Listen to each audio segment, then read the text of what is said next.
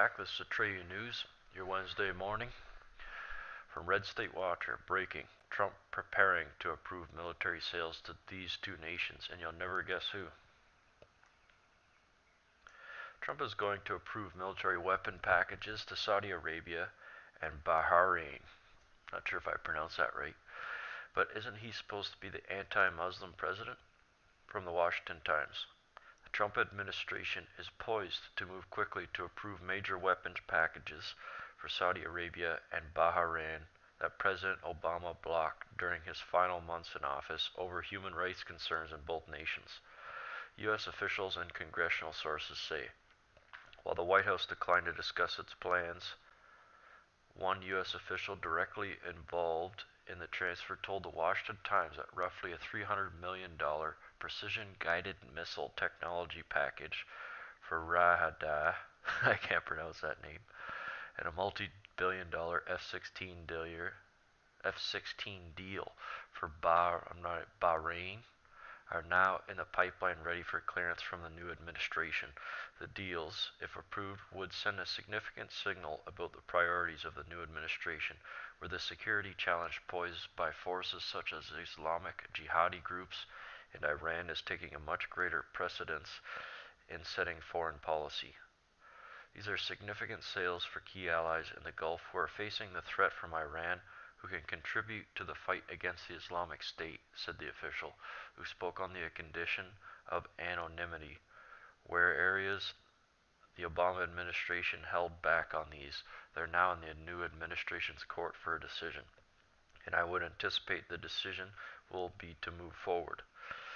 See, I don't really have a problem with this, but Saudi Arabia's got to pay up.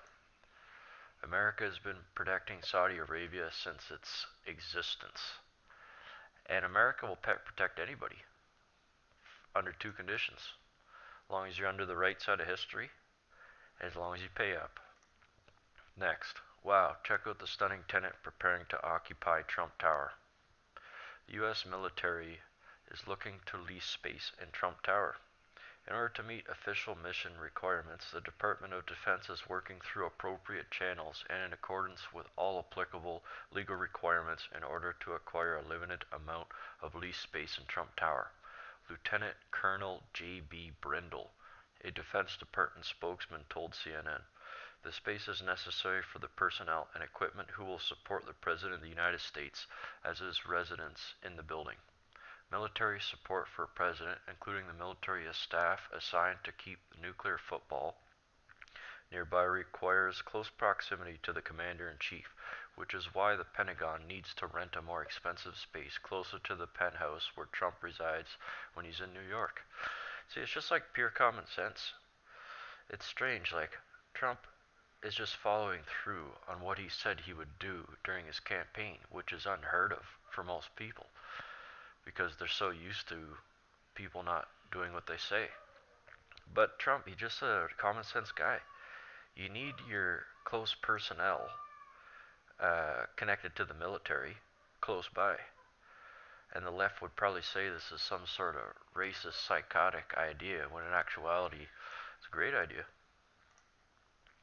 This is a good one. Elizabeth Warren throws off a fit after being booted from the Senate floor. Watch this. Mr. President. They are. Mr. President. The Majority Leader. The senators impugn the motives and conduct of our colleague from Alabama as warned by the chair. Senator Warren, quote, said Senator Sessions has used the awesome power of his office to chill the free exercise of the vote by black citizens. I call the senator to order under the provisions of Rule 19. Mr. President. The Senator from Massachusetts. Mr. President, I am surprised that the words of Coretta Scott King are not suitable for debate in the United States Senate. I ask leave of the Senate to continue my remarks. Is there objection? Object. I appeal the ruling. Objection is heard. The senator will take her seat. Mr. President, I appeal the ruling of the chair, and I suggest the absence of a quorum. The clerk will call the roll. Sit down, you idiot. Your time is up, and everybody knows it except for you. I watched this last night. I found it entertaining to say the least. Breaking: Ted Cruz just destroyed Obamacare during tonight's debate. Important issue. You know, I'd like to take a minute and actually ask the people here if the cameras could turn for a moment to the folks in the audience. I want to ask you, how many of you here in the last 6 years have seen your health insurance premiums or your deductibles go up? Let me ask another question. How many of you here know somebody, including yourself, who's had your insurance policy canceled in the last 6 years? If you look at these hands across the room, this is why people are so unhappy with Obamacare. Because it isn't working. Because it was built on an edifice of lies. When politicians promise the American people, if you like your plan, you can keep your plan. If you like your doctor, you can keep your doctor. And 6 million people get their plans canceled against their wishes. Those are broken promises. When the President of the United States promises your premiums will drop $2,500 and instead the average premium rises $5,000 and deductibles go up $5,000, people are hurting because of Obamacare. And Bernie's solution, you know, I'm reminded of an old Saturday Night Live skit with Christopher Walken. That was good for a laugh. Obamacare is broken.